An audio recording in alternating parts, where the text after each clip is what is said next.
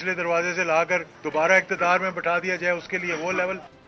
Mayor Karachi Murtaza Wahab ने ज़िमनी बल्दियाती इंतखाबात के लिए कागजात नामजदगी जमा करा दिए। डेप्टी मेयर सलमान अब्दुल्ला मुराद ने भी यूसी चेयरमैन की नशिस्त के लिए कागजात जमा करा दिए।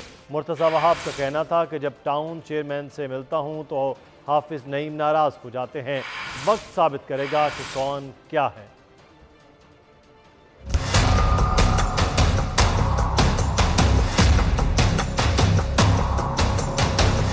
गैर मुंतखब मेयर को 6 माह में खुद को मुंतखब कराने की कानूनी शक।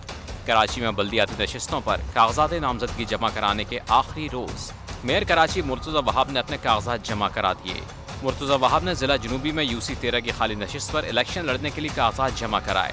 कागजात नामजदगी जमा कराने के मौके पर मीडिया से गुफ्तगू करते हुए उनका कहना था, सियासी बुग़्ज़ रखने वाला आदमी नहीं, हाफिज नईम का एहतराम करता हूँ। मैं जब टाउन चेयरमैन से मिलता हूँ तो हाफिज नईम नाराज हो जाते हैं। शहर की खिदमत करने को मिले, उन 3 माह के अंदर जो जो चैलेंज मेरे सामने आया उस चैलेंज के ऊपर परफॉर्म करने की कोशिश की। इस सियासी बुक्स को ख़त्म करें।